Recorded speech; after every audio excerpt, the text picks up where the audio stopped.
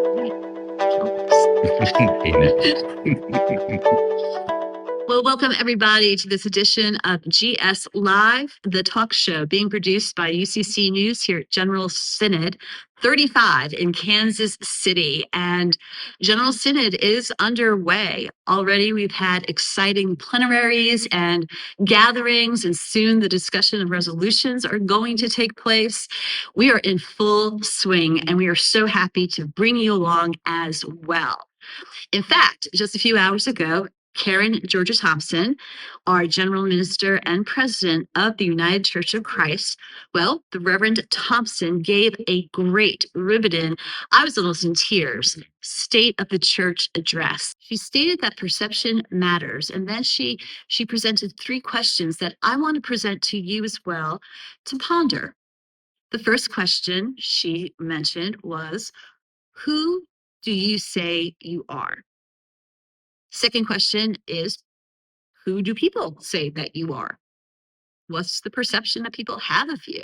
It's often different from our own perception of ourselves. But she said the most important question for our time that we're in today is, who should we be? Who is God calling us to be? And I wanted to share that with you before we start with our time together with the Reverend Craig Peterson, who is with the Central Atlantic Conference. And he's going to join us and talk with us about unpacking who we are, specifically who we are as covenantal people. I'm the Reverend Donna Frischknecht Jackson. I'm communications specialist with the United Church of Christ, and I'm joined by I'm Charles Jefferson. I serve as the news director for UCC News, and we're very excited for episode 2 of GS Live and really being in conversation with you today, Craig. So we're very much looking forward to our time together this morning. Thank you. Now, we didn't rehearse our introductions, so I kind of went blank there. Like, who? I work with you all the time. Who are you? Absolutely. There's a lot happening. Oh my gosh. And it's only day 2 of Synod, and yes. So God help us, please. But Craig, I first met you when I was working on a story for UCC News, and there was a church in northern New Jersey, Park Ridge Congregational Church, and they had an incident, a hate incident within the community. I think it was a Moms of Liberty group that was targeting their church for being welcoming and inclusive. And so as I worked on the story, I reached out to you, and we got into such a great conversation about what does it mean to be there for one another.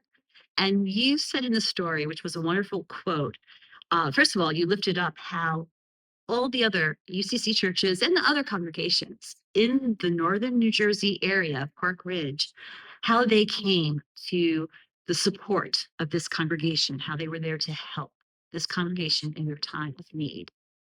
And you said that that is the way forward, being covenantal. Mm. Now, we are here to talk about what does it mean to be covenantal people. That is the theological premise as well for the United Church of Christ. We are covenant people.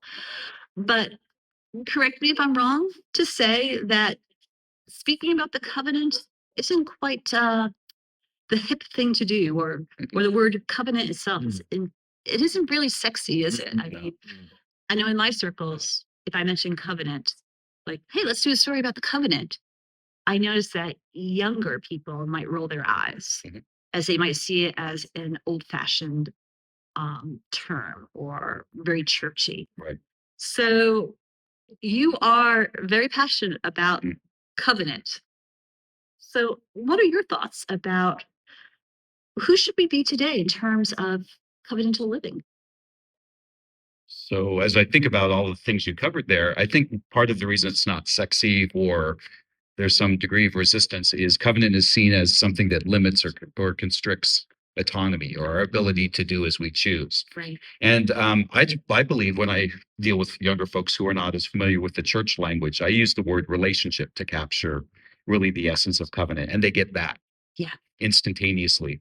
So as I think about like who people perceive us to be versus who we are and what we could offer the world, I think that people tend to think of us exclusively as a liberal or progressive tradition simply because of our list of first. And that is an important piece of our tradition that we can celebrate and lift up.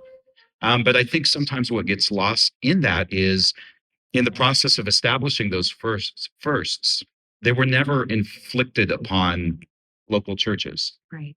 We were able to find that wonderful balance of being sort of at the edge of the Christian movement, but in a way that showed grace and respect for folks and allowed them to be in different places.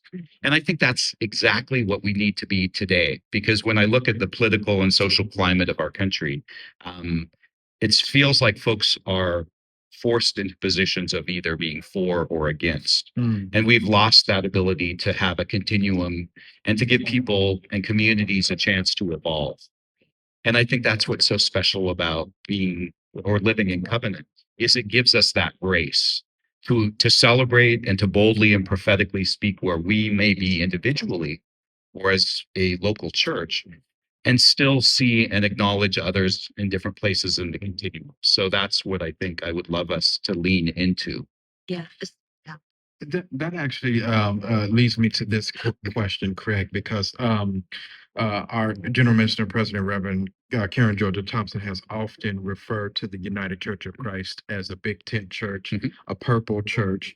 And I don't think this is a secret or surprise to anybody, but as you said, the United Church of Christ is often viewed as a liberal or progressive denomination, but we have people who are more on the conservative or maybe fall Absolutely. within that middle purple sort of on that spectrum. And so like how as a conference minister, associate conference minister, do you sort of deal with those different, opposing views? Because you have I often say there is no shortage of opinions in the United Church of Christ.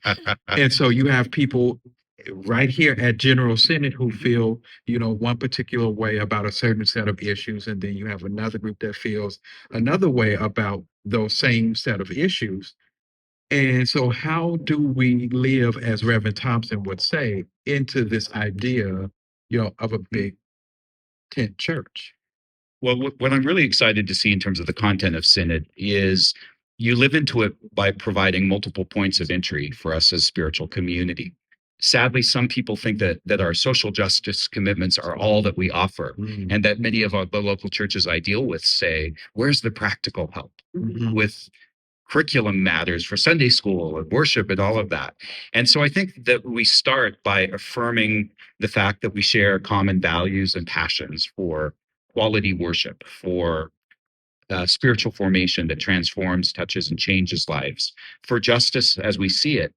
And sometimes a companion to the justice movement is ministries of compassion, what traditionally have often referred to as simply mission. Because some folks are going to be called to participate in the public realm more through advocacy, but others, their point of entry might be a support of a soup kitchen or a clothing drive or other things. And I think we need to move away from a sort of judgmental attitude of, well, this is my point of entry, so your churches or your point of entry should be the same. And that's where I think we get lost and we pit each of the areas against each other. Yeah. And Covenant calls us to honor and respect each of those because they're vital. It's like a well-balanced diet. If we don't have personal spiritual formation, if we don't have great worship, if we don't have social justice, we're malnutrition. Yeah, that gives me a great idea that maybe I think you're the perfect person to work on. The food pyramid. We should have a covenantal pyramid. Yes. Or maybe it has already been done. I'm not sure. Yes. But as you were saying that, like a well-balanced diet, that's what came to mind. What makes us well-balanced? Exactly. UCC people. Yeah. So. And each of them need to inform the other areas because we have to be careful. I think sometimes we struggle with this. In approaching some of the social justice commitments, we've not always spoken in as theologically or spiritually as we could have. We've sort of made it into a civil religious statement. And I think it's so important for us in this time and place to speak with that sense of moral authority and spiritual grounding. Yeah. That's something that Reverend Thompson did touch on this morning. She mentioned the approaching 70th anniversary of the UCC that's coming up in 2 years. And she delved into the archives, the minutes leading up to that. And basically, I'm paraphrasing, but she noted that they were arguing constantly. They didn't agree, and they were arguing about this newly formed denominational body. They were arguing right up to the very official day that it became the United Church of Christ. But she noted, while they continued to disagree and to argue along the way, they kept moving forward together along the way.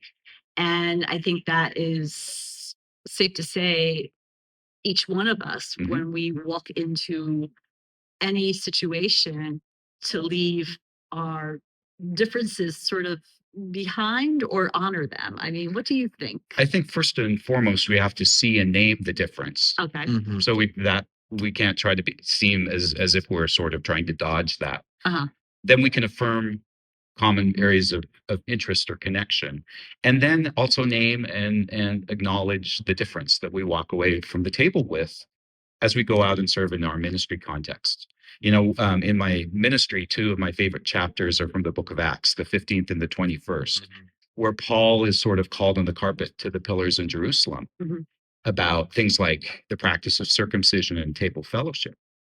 And what I take away from those chapters was, it's not that one side won. Paul really clearly articulated, y'all can do your thing, be who you need to be in your predominantly sort of Jewish context of Jewish Christians, but don't constrain me from being me. And they heard that, and they went forward and they figured it out. So number one, I think we have to acknowledge this is not a new phenomenon. I think we're living in an age where everything seems so urgent and pressive, and no one's ever faced this before. They have 2,000 years ago. And they found a way that exploded the movement. And I think that's right what we're on the cusp of doing. So what would you say to a new pastor moving into an area where there is a lot of divides, a lot of different people in the mix? And what would you say to them how to move forward in a healthy, covenantal way? One of the phrases I was taught early in my ministry, evolving ministry from a mentor, was some might think of it sort of as a cheesy saying, but he said, people don't care how much you know until they know how much you care. Ooh, yeah. So for me, that's going back to covenant as a relationship where it all begins. Yes. Because especially when you speak prophetically, they need to know that you're not looking down at them or dismissing them. They need to know that you are seeing them and calling them to the best sense of self. So all of that is rooted in that jumping off point, which means a lot of listening and being in community, because everything is contextual. And that's what I love about the United Church of Christ, where the autonomy says, to put this in the geographical constraints of our conference, ministry is going to look and feel very different in a community like Park Ridge, a bedroom community of New York or Baltimore or Washington, D.C., than it will in some of our rural places like Fredericksburg, Maryland, or other places. So we have to see and honor that and not judge the difference. That's the hard part, I think, that a lot of people struggle with, is that, there's this thing on TikTok says we listen, but we don't judge. But it's like, it's really hard not to, because we have our own biases and interpretations of things that often, get in the way of what you said, of like real community and fellowship and relationship building. One of the books that was really transformational this past year was Monica Guzman's book. I never thought of it that way. And she is a second generation Mexican American whose parents were Mexican immigrant. Monica herself was very blue and her parents were bright red. Oh, wow. And the whole essence of her book, which I think is my call to ministry, is we need to replace condemnation with curiosity.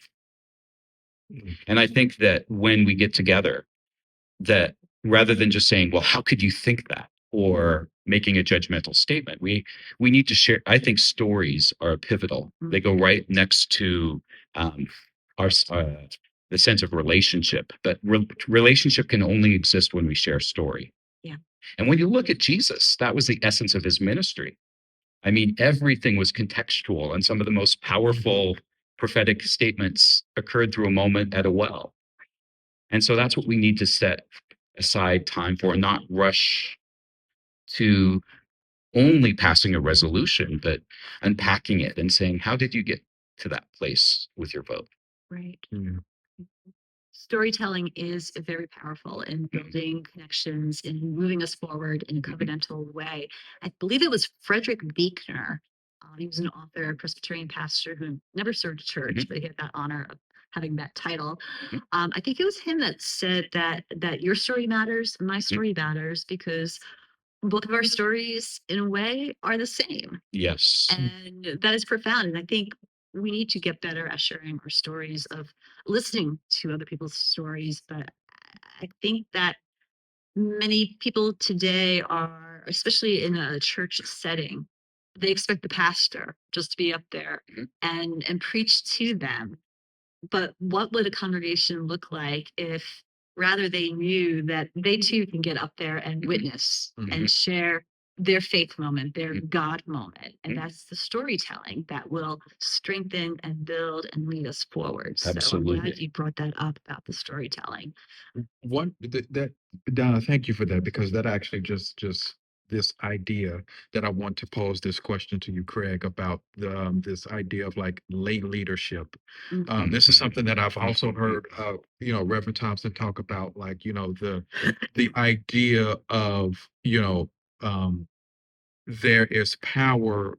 Like, you don't have to be an ordained clergy, Amen. to minister and to have a call and to be able to lead. And at the church that I attend, Community Church of Chesterland, Ohio, we've been without a settled pastor for upwards of almost a year now. Yeah. And we have a designated pastor now, but the moderator has used lay leadership to kind of lead some of the worship services. I've led several of the worship services there, and they He's a good preacher. and have done sermons. So it's like, so Craig, like, how do we, encourage, those who may have a story, who may have that sense of leadership to, perhaps step up and, maybe take on some of that leadership? Because I feel that the United Church of Christ, in a lot of ways, really encourages that other aspect where you don't really see that in other denominations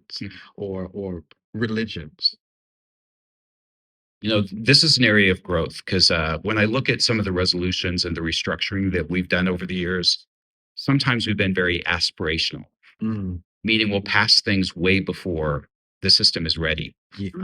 Yes. And so one of the areas that I see it strongest in, and I'm going somewhere with this, so hang in there with me, was when we created the multiple paths to ministry. What we fail to understand is the resistance, because almost every mainline denomination that we would recognize as such these days was sort of founded on this notion of well-educated clergy. And well-educated was culturally defined in a particular way. Bachelor's degree, master's degree, clinical pastorate education, which were routes that were not available to all communities. Yes. So when we declared that, we thought it was going to be a great thing and easy to open that and to honor lay expressions of lay ministry. But some of the strongest resistors of that are clergy, because there's a sort of existing attitude of, I had to go through this, so shouldn't they? Or we don't want to dumb it down. Yeah. And that's a horrifying phrase to me. Yes. Because in order to honor lay worship leaders or lay ministry, we have to get over that bias that it equates a particular degree with a level of insight.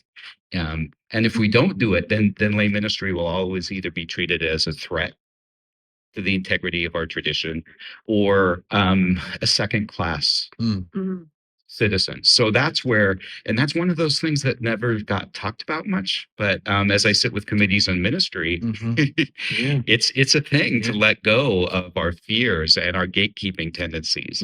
And that's going to have to come, or that work's going to need to be done before we can fully embrace and celebrate lay ministry. you're absolutely right. I'm ordained in the Presbyterian system, and the same struggle with lay leadership. But also, too, there is a struggle, what I'm viewing, with bivocational ministers as well. And more churches cannot afford a full-time. I serve rural churches. That was my background, but it's not even country churches anymore. It's inner city. It's suburban. It's the reality. Yes. That churches can't afford the old structure of the educated pastor, full benefits, full time. Yeah. And so the path is lay leaders and part-time bivocational leaders. But there's still that perception within congregations when they hire a part-time bivocational pastor that they still have that mentality that you are here full-time. Oh, yes. Yes. And that's such a struggle. And a moment ago, I talked about the challenges from working with clergy and overcoming attitudinal barriers. But as you said, we need to be honest and realize they're there for lay people as well. Some people may see a lay worship leader as secondary or not a real pastor, and we need to unpack what real is, Right. with them as well. Yeah. And it all goes back to living the covenant. Amen. We are making a contract with one another, with God, and we are to show up for one another, and we are to show up before God and just trust the Spirit. Yes. And I think that's what really brought me to tears almost, listening to the Reverend Dr. Karen Georgia Thompson this morning with her State of the Church address. She just kept bringing it back to, we can't do it flesh and blood on our own. No. It is the Spirit. No. We do it with the Spirit. Yes. And we need to talk more about the Spirit. And that's a key thing in relationships. It's not always easy. I mean, one of the resolution that's generating a lot of conversation is what to do with Puerto Rico. There are segments that have responded to their departure over the same gender marriage resolution with a sense of more of condemnation and judgment. And when I hear people say, well, that's not who we are, so we can't reach out, I cringe because that's exactly who we are. Is to stay in those hard conversations. And to me, that's where prophecy really comes alive. It's not just on the steps of the federal or state capitol making pronouncements about how we expect an elected official's vote to change. It's what's in our own hearts.